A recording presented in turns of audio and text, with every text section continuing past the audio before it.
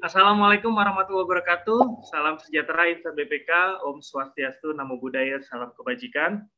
Bertemu kembali bersama kami kelompok. Kita akan bahas yang pertama terkait inovasi yang telah dilakukan oleh BPJS. Untuk itu kami berikan kesempatan oleh Kak Putriani untuk memberikan penjelasan terkait nilai dasar berakhlak yang sudah dilaksanakan oleh BPJS. Terima kasih Bang Arif untuk kesempatannya. Di sini saya mau menjelaskan mengenai nilai-nilai berakhlak yang sudah menurut saya sih sudah dilakukan oleh BPJS Kesehatan sebagai salah satu instansi pelayanan pemerintah ya, instansi kesehatan.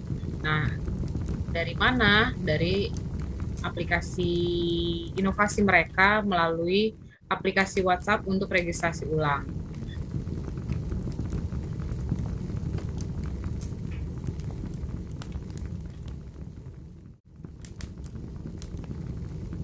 Nah, untuk nilai pertama berorientasi pelayanan. Menurut saya melalui pelayanan ini, melalui aplikasi layanan ini, BPJS Kesehatan telah memenuhi komitmen untuk memberikan pelayanan prima bagi masyarakat. Jadi masyarakat itu sudah diberikan kemudahan melakukan registrasi tanpa harus datang antri di kantor BPJS seperti sebelumnya. Untuk nilai akuntabel sendiri sehubungan dengan kepercayaan yang telah diberikan oleh masyarakat kepada BPJS Kesehatan, maka BPJS Kesehatan sudah menunjukkan mereka juga ada nilai akuntabel ini dengan cara melalui memberikan jaminan penyelesaian pelayanan via WA paling lambat 60 menit. Dan untuk proses pelayanan ini, pihak BPJS juga memberikan akses bagi kita untuk penilaian pelayanan yang telah kita lakukan, yang sudah dirasakan gitu kan. Nah, untuk core value kompeten sendiri, saya sih lihatnya dari pelayanan via WA ini, melalui pelayanan aplikasi ini, pihak BPJS itu sudah menunjukkan bahwasanya mereka bersedia untuk terus belajar dan mengembangkan kapabilitasnya dalam hal pelayanan. Sedangkan di bagian nilai harmonis dengan pelayanan melalui aplikasi ini, BPJS Kesehatan juga telah menerapkan nilai harmonis ini ya Bang, di mana dengan adanya pendaftaran secara aplikasi, menurut saya sih sudah tercipta keadilan dalam memberikan pelayanan, karena proses pengerjaannya kan pasti sesuai dengan antrian booth ya, jadi nggak mungkin ada hal-hal di lain antrian booth itu seperti itu. Jadi dia sudah menerapkan yang namanya adil, keadilan di harmonis ini, tidak membeda-bedakan masyarakat seperti apa yang mendaftar atau yang butuh pelayanan sesegera mungkin seperti itu. Untuk nilai loyal sendiri, inovasi yang mereka lakukan ini juga menurut saya ya salah satu bentuk loyal, karena mereka juga mengadakan inovasi ini ya untuk kepentingan masyarakat. Itu sudah pasti bagian daripada mereka menunjukkan nilai loyal untuk bangsa dan negara. Nilai adaptif sendiri menurut saya ya, pelayanan Pandawa ini juga kan dimulai sejak pandemi ya Bang ya, di mana pemerintah melakukan pembatasan untuk kunjungan ke kantor, bukan cuma kantor BPJS Kesehatan aja ya, pasti semua kantor juga kita kan tahun 2020-2021 merasakan hal ini ya, ada pembatasan di fasilitas publik, nah seperti itu. Nah menurut saya ya mereka juga memberikan menunjukkan nilai mereka sudah adaptif ini. Dengan apa? Dengan karena walaupun ada keterbatasan ini, mereka menciptakan inovasi untuk pelayanan yang lebih baik. Inovasinya dengan apa ya? Dengan adanya aplikasi WA ini. Nah, jadi kalau saya bilang sih justru inovasi ini sudah melebihi ekspektasi pelayanan masyarakat seperti itu. Untuk nilai terakhir sendiri ada nilai kolaboratif. Untuk kolaboratif ya sebenarnya ini sudah dilakukan sejak lama, di mana kalau kita melakukan pembayaran iuran ya kan Bang, salah satunya kita juga nggak repot-repot harus bayar cash ke kantor BPJS, tapi kita dari dulu sudah ada kemudahan karena BPJS bekerja sama dengan beberapa bank BUMN untuk transaksi pembayaran non tunai. Jadi bisa kita lakukan auto debit, transfer, malah saya taunya juga kita untuk bayar iuran bisa dari Indomaret, Alfamart, sembari belanja kita bisa sekalian nih bayar BPJS Kesehatan seperti itu. Itu dari menurut saya, Bang. Baik, terima kasih Kak Putri. Jadi pada intinya layanan ini pun sudah memberikan kemudahan untuk masyarakat gitu ya Kak ya.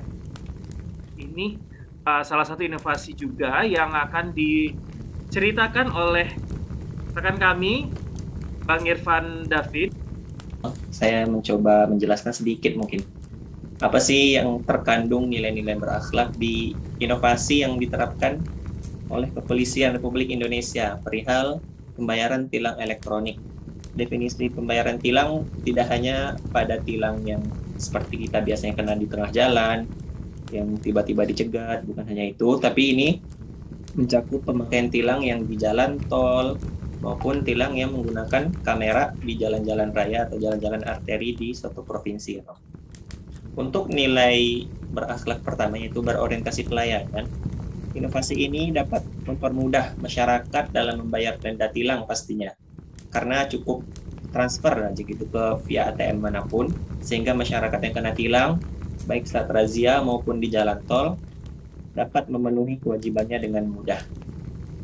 Untuk nilai akuntabel sendiri atau tanggung jawab dari pihak kepolisian melalui inovasi ini, dapat kepolisian secara langsung melihat apa nih jenis-jenis pelanggaran yang dilakukan masyarakat, sehingga dapat menentukan nilai berapa sih denda dan waktu pembayaran yang harus dilakukan oleh masyarakat. Untuk analisis di poin kompeten sendiri, karena zaman terus berjalan, makanya untuk mengikuti perkembangan zaman tersebut yang serba online, cepat, makanya harus menggunakan aplikasi, sehingga pihak kepolisian meningkatkan pelayanan dengan membuat aplikasi pembayaran tilang elektronik untuk membayar denda tersebut. Di sisi harmonis sendiri mungkin ya. Selanjutnya, harmonis dapat kita lihat pada terjadinya angka penurunan pungli oleh pihak kepolisian dan gratifikasi yang bisa terjadi antara pihak aparat kepolisian dengan masyarakat.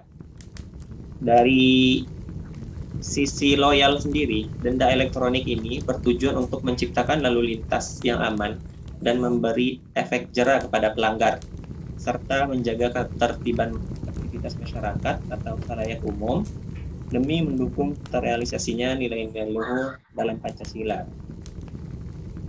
2 poin terakhir perihal adaptif ya, atau menyesuaikan diri. Sebuah inovasi yang bagus tilang ini dapat kita sebut karena tilang dapat dibayar secara online dan tidak harus datang langsung ke bank ataupun kantor polsek setempat, sehingga memudahkan masyarakat dan pihak kepolisian sendiri. Dari sisi kolaborasi atau kolaboratif antara kepolisian dengan berbagai pihak, pihak kepolisian telah bekerja sama dengan BUMN perbankan seperti BRI nih, Bank Rakyat Indonesia, untuk pembayaran tilang tersebut, Bang Arif. Jadi, namun bagi masyarakat yang memiliki rekening lain di bank lain seperti BNI, Mandiri, ataupun BCA, tetap dapat mentransfer denda tilang, walaupun akan kena charge sekian rupiah, tapi itu terbilang kecil lah, Bang Arif. Baik, terima kasih, Bang.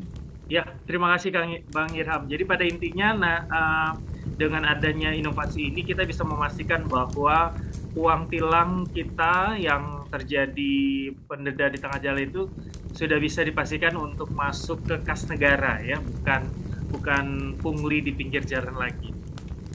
Sebagaimana kita ketahui bahwa BPK adalah salah satu instansi yang melakukan pemeriksaan keuangan di Indonesia. Nah, di tengah pandemi kemarin, BPK setelah melakukan inovasinya untuk meningkatkan pelayanannya, yang akan dijelaskan oleh rekan kami, Kak Fasrina Andriani. Silakan, Kak. Baik, terima kasih ya, Kak Arif. Jadi tentunya untuk peran menerapkan core value gitu, yaitu berakhlak di BPK di masa pandemi ya. Poin pertama yaitu terkait dengan adaptif gitu, karena di sini kan kalau BPK itu memeriksa langsung ke tempatnya, tapi karena pandemi kan tidak memungkinkan ya Bang Arif ya untuk langsung datang ke lokasi pemeriksaan gitu ya. Jadi peran core value yang pertama itu adalah adaptif gitu, harus diapresiasi karena memang tidak mudah gitu. Jadi contohnya di sini BPK menerapkan remote audit, yaitu dengan menggunakan teknologi untuk melakukan seluruh pemeriksaan atau sebagian pemeriksaannya gitu. Lalu tentunya hal ini terkait dengan berorientasi pelayanan juga gitu. BPK meningkatkan pelayanan dan kualitas pekerjaannya dengan berinovasi dalam bidang pengawasan keuangan negara. Lalu tentunya nilai juga yang dikejar di sini akuntabel ya. Dengan pemeriksaan yang online tadi, data-data juga dapat dilihat oleh tidak hanya satu orang tapi banyak orang gitu ya. Karena online memudahkan sharing data gitu ya, sehingga kebijakan ini juga sesuai gitu terkait adanya di pandemi gitu. Pengawasan akan pengelolaan uang negara tetap dilakukan dengan penyesuaian pada kebijakan pandemi sehingga sesuai dengan akuntabel. Lalu untuk kompeten di tengah pandemi yang melanda Indonesia, BPK tetap bekerja secara optimal meskipun tidak melakukan pemeriksaan dengan situasi normal seperti dengan penerapan remote audit, e-audit, dan BIDIX. Harmonis dengan adanya remote audit ini tentunya BPK memaksimalkan perannya untuk menjaga kepercayaan masyarakat agar tetap kondusif. Lalu loyal, BPK juga turut menyesuaikan perannya demi menyelamatkan rakyat, yaitu dengan tetap memberikan laporan meskipun kondisinya sudah berbeda kayak gitu ya. Terakhir ada kolaboratif, BPK bersama dengan Mahkamah Agung berupaya mempercepat kerja dalam pelayanan peradilan dengan proses administrasi dan persidangan perkara di Mahkamah Agung secara elektronik yang mampu mempercepat penanganan perkara. Mungkin itu aja yang bisa saya sampaikan terkait core value. Baik, terima kasih Kak Fasrina. Jadi pada intinya dengan adanya inovasi ini, transparansi laporan keuangan pun dapat terjadi gitu ya Kak ya, sehingga dalam masyarakat dapat melihat hasil kinerja audit tersebut. Jadi kita perlu pandangan dari sisi masyarakat pada umumnya. Kira-kira bagaimana menurut pandangan Bang Riki Mardohar nih? Gimana Bang? Silakan Bang. Pemerintah Indonesia tetap berinovasi melakukan perbaikan melalui kebijakan, baik untuk masyarakat maupun pemerintahan Indonesia ini sendiri. Peluncuran Core Value ASN berakhlak pada tanggal 27 Juli 2021 oleh Presiden Jokowi bertujuan untuk menyeragamkan nilai-nilai dasar bagi seluruh ASN di negara ini. Dengan adanya Core Value ASN yang baru ini, diharapkan setiap ASN memiliki semboyan dan semangat yang sama dalam memberikan pelayanan kepada masyarakat dan menjadi produktif. ASN sekarang ini punya budaya kerja yang baru, melayani masyarakat dengan profesional, bertanggung jawab dalam menggunakan sumber daya yang diamanahkan oleh publik, memiliki kompetensi dalam menangani isu dan masalah bangsa, menjadi simbol kesatuan dan persatuan bangsa, loyal terhadap negara Indonesia, mampu beradaptasi dengan segala perubahan dan siap berkolaborasi dengan seluruh elemen bangsa untuk memberikan yang terbaik bagi bangsa Indonesia. Terima kasih Bang Riki atas pandangannya selaku masyarakat yang sekaligus juga seorang ASN di salah satu instansi pemerintahan, gitu ya Bang. Baik, mengutip pernyataan yang telah dinyatakan oleh Bang Riki tadi bahwa selaku seorang ASN tentu saja terus berinovasi dan saat ini ASN sudah punya budaya yang baru. Demikian podcast kami kali ini. Kami akhiri dengan berpantun, bulan puasa banyak dikasih tugas, hei teman muslim tetap semangat ya. Nilai berakhlak jadi prioritas, #bangga melayani bangsa. Terima kasih atas kesempatannya.